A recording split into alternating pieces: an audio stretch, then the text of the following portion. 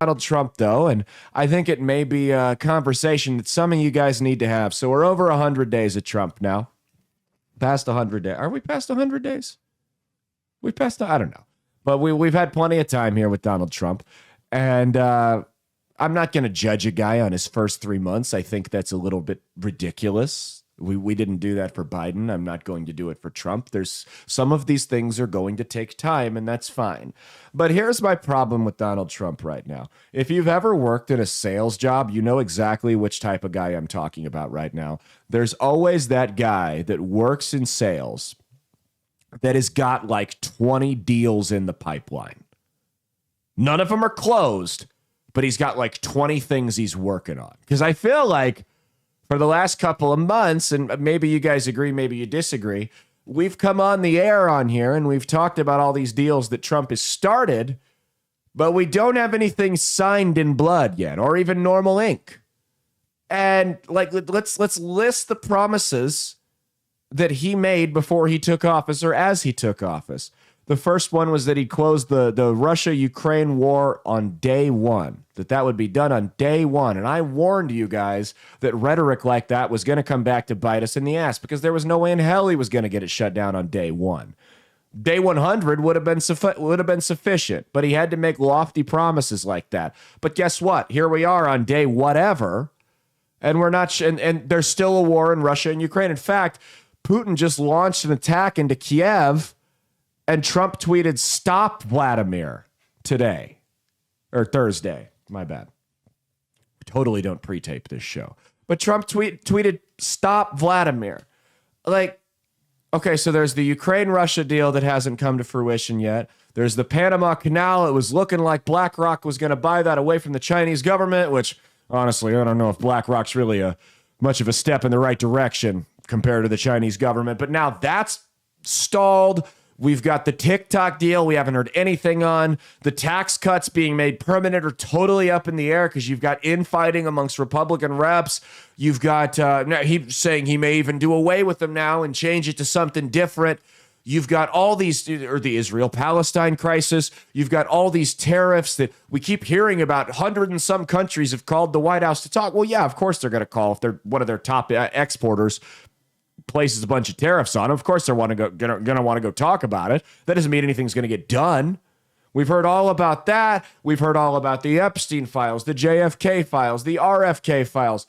Nothing's happened. Nothing's happened. We've gotten movement on two things. Three. I'll give you three. We've gotten movement, 2.5. We've seen progress on two things. Number one, he's done a phenomenal job with the border. Okay. We've almost stopped illegal border crossings. There's a reason that deportations are so low right now, and it's because no one's coming across the border illegally. So they've put the fear of God into people that are coming across the border illegally, and they've shipped a lot of the problem children out of the country. Number two, RFK has made a lot of progress in terms of banning the poison that they put into our food, so I have no problem with that either. We just had some of the dyes. They announced this week some of the dyes that they put into various soft drinks and sweet treats and whatnot are going to be phased out of the American diet by the year 2027. So I think those are some positive developments. I think Kash Patel has done a decent job running corruption out at the FBI. But that's really it. Those are the three things there. And the third one, you really can't even measure. Because how many corrupt people work at the FBI? We have no idea. We're just kind of winging it over there. But those are the three. Everything else, well, it hasn't fallen apart and he hasn't failed. They're all up in the air. And we keep hearing stuff about, oh, this is going to come, this is going to happen, this is going to happen, this is going to happen. And nothing does. It's just, it's been the talk administration. And that's been another critique I've had, is the way they've slow-rolled stuff like it's a television drama. And they've tried to generate clicks on these things. It's eventually, we got to start winning, guys. Some even if they're small ones, some wins got to start piling up. Ray Allen was one of the greatest three-point shooters, if not the greatest three-point shooter of all time, NBA history. Every now and then you'd see Ray Allen would come out and just have a horrible start to the game. He's airballing threes, just brick, brick, brick, brick, brick. He's going to build a neighborhood with all those bricks. And what you'd start to see Ray Allen doing was instead of shooting threes, he'd start looking for layups. What's an easy shot I can make just to see the ball go in?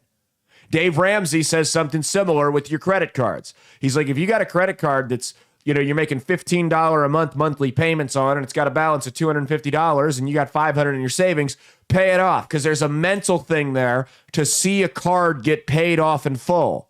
So we need Trump, even if it's a small win. Let's get the TikTok thing done. Let's get these I think the tax cuts would be a big deal. Let's get the tax cuts done. Let's get something small so we can start racking. How about you just release all of the Epstein files that you have? How about you do that? You just release all the Epstein files. That's an easy one. Go ahead and do that. Stop stalling on that one. You could do anything like that. Because when you start making the small shots like that, the easy ones, it becomes easier to hit the big ones, the more difficult covered corner threes at the end of the game, when it really counts. So we've got to start getting some wins to stack up here. Because, I mean, we're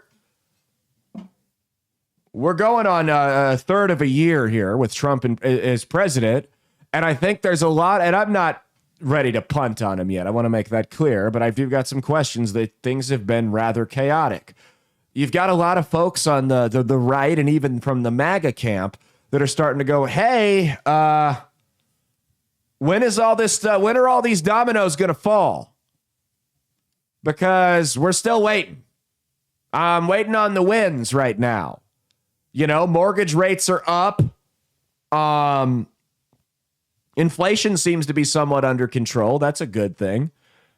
But where are all these wins at? Wins that we can measure, things we can say, look, he got this done. This is a camp, promises made, promises kept, right?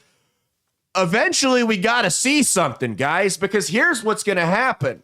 If this doesn't work, if we don't see serious movement on some of these promises by the end of 2025, 2026 midterms roll around, Republicans are going to get gutted. At least in the House. Probably not the Senate, but at least in the House. And you think it's hard to get shit done now. You think it's hard to get your agenda through now. Wait until you don't have the House and Senate. Then you get nothing done.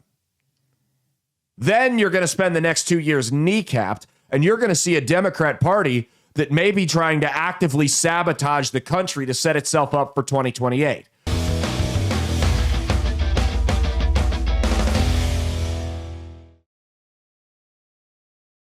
Hey, thanks for watching. If you liked what you saw, be sure to click the link in the description to get the full episode on Rumble. If you prefer to listen along, you could actually get us on Spotify, Spreaker, and iHeartRadio. You can also go to www.outlawstreamers.com to learn more about not just my show, but tons of other great shows and all the exciting projects they have coming up. Follow my socials at Caleb Isn't Funny on Twitter and Instagram, at Caleb Salvatore Comedy on the Chinese Spy app that is TikTok, and be sure to like and subscribe to this YouTube channel. Thanks, and we'll see you every Saturday for brand new episodes of That's Based. Peace.